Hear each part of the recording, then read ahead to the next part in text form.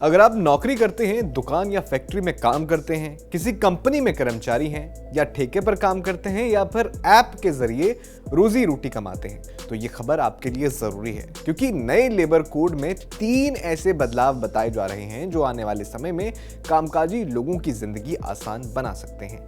अब सवाल यह है कि आसान कैसे? क्या इससे वेतन तुरंत बढ़ जाएगा? क्या नौकरी पक्की हो जाएगी?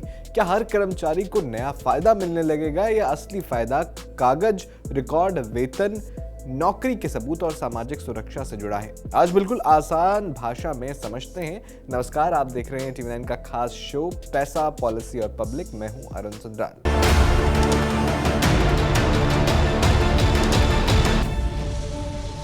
सबसे पहले एक बात साफ कर लेते हैं, नए लेबर कोड का मतलब ये नहीं है कि सरकार ने कोई ऐसी योजना शुरू की है जिसमें हर कर्मचारी के खाते में पैसे आने लगेंगे। इसका मतलब ये भी नहीं है कि कल सुबह से सबकी सैलरी बढ़ जाएगी।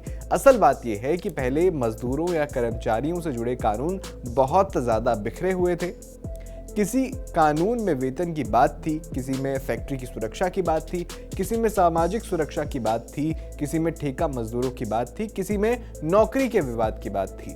आम कर्मचारी तो दूर, कई बार छोटे दुकानदार, छोटे कारखाने वाले और कंपनियां भी ये समझ नहीं पाती थी कि कौन सा नियम कहां लागू होगा। अब सरकार ने 29 पुराने केंद्रीय श्रम कानूनों को मिलाकर 4 बड़े लेबर कोड बनाए हैं। आसान भाषा में समझते हैं, क्योंकि पहले नियम अलग अलग पन्नों में बिखरे हुए थे, अब उन्हें एक मोटी फाइल में लाने की कोशिश की गई है। इससे फायदा ये हो सकता है कि कंपनी को भी नियम समझने में आसानी हो और कर्मचारी को भी अपने अधिकार समझने में आसानी हो पाए। अब आते हैं 3 ऐसे बदलावों पर जिन्हें एम्प्लॉय फ्रेंडली यानी कर्मचारी के लिए मददगार बताया जा रहा है। पहला बदलाव है नियमों का बिखराव कम होना। पहले अलग अलग कानूनों के लिए अलग अलग नियम, अलग अलग फॉर्म, अलग अलग रजिस्टर और अलग अलग कागज होते थे। इससे सबसे ज्यादा दिक्कत आम कर्मचारी को तब होती थी जब उसे अपनी नौकरी या वेतन से जुड़ा कोई सबूत चाहिए होता था। मान लीजिए कोई व्यक्ति 5 साल से किसी फैक्ट्री में काम कर रहा है, लेकिन उसके पास साफ नियुक्ति पत्र नहीं है, वेतन पर्ची यानी सैलरी स्लिप ठीक से नहीं मिलती, काम के घंटे लिखित में नहीं है और जब विवाद होता है तो मालिक कह देता है कि ये नियमित कर्मचारी नहीं है। ऐसी स्थिति में कर्मचारी कमजोर पड़ जाता है। नए लेबर कोड में एक साफ ढांचा बनाने की कोशिश की गई है ताकि कर्मचारी से जुड़ी चीजें ज्यादा व्यवस्थित तरीके से दर्ज हों। इसका मतलब ये है कि नौकरी की शर्तें, वेतन, काम का प्रकार, काम की जगह और कर्मचारी का रिकॉर्ड ज्यादा साफ तरीके से लिखा जा सके। अगर नियुक्ति पत्र, वेतन का रिकॉर्ड और काम की शर्तें साफ हों तो कर्मचारी को अपनी बात साबित करने में मदद मिलती है। दूसरा बड़ा बदलाव ये है कि कागजी काम को डिजिटल करना। देखिए, पहले कई जगह कर्मचारियों का रिकॉर्ड मोटे मोटे रजिस्टरों में रखा जाता था।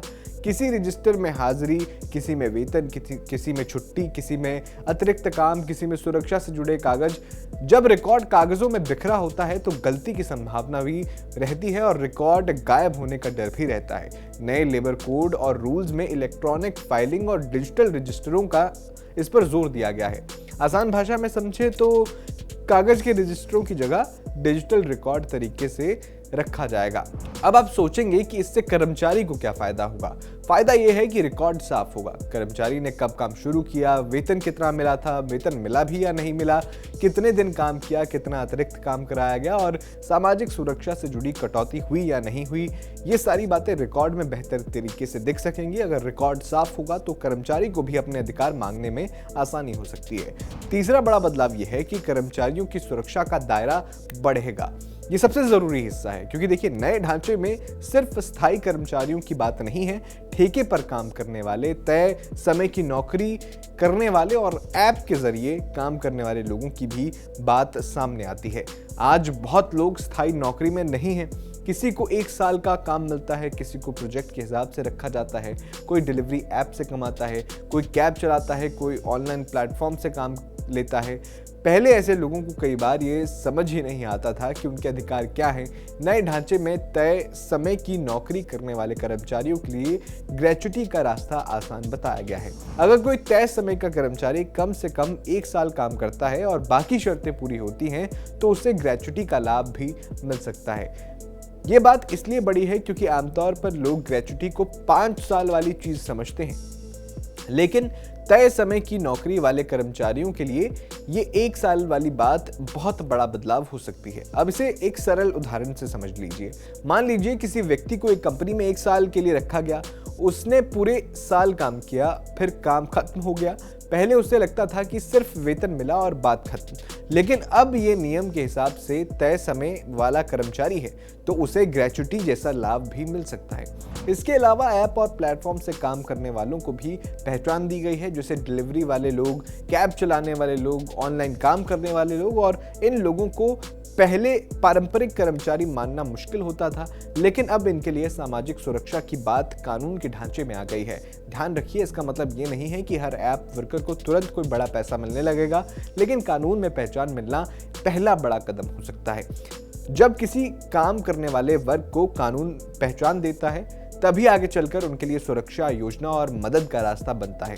अब एक जरूरी बात समझ लीजिए, इन बदलावों का ये मतलब नहीं है कि कर्मचारी की हर समस्या का जो कल से ही हल हो जाएगा या समस्या जो है कल खत्म हो जाएगी। इसका मतलब ये भी नहीं है कि हर कंपनी अपने आप सही हो जाएगी। असल मदद तभी होगी जब नियम जमीन पर सही तरीके से लागू होंगे और कर्मचारी अपने अधिकार समझेंगे, क्योंकि कानून बन जाना एक बात है, उसका सही इस्तेमाल होना दूसरी बात है। इसलिए आम कर्मचारी को क्या करना चाहिए? सबसे पहले अपना नियुक्ति पत्र संभाल कर रखें।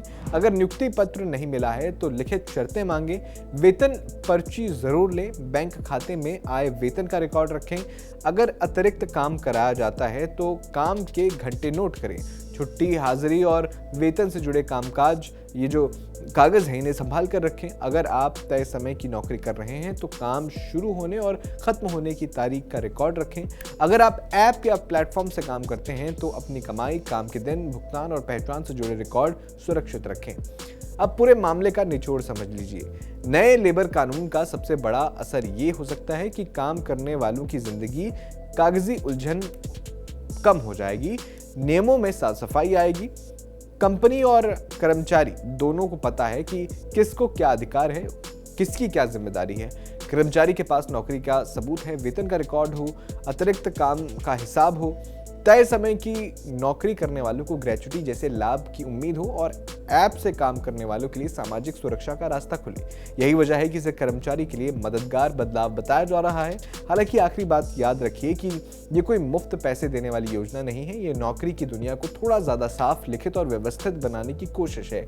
अगर ये ठीक से लागू हुआ तो सबसे ज़्यादा फायदा उन कर्मचारियों को होगा जिनके पास आज भी नौकरी का जो है साफ कागज नहीं है, वेतन का सही रिकॉर्ड नहीं है या अपने अधिकारों की जानकारी नहीं है। आप बताइए, क्या आपके काम की जगह पर नियुक्ति, वेतन पर्ची और काम के घंटों का साफ रिकॉर्ड मिलता है?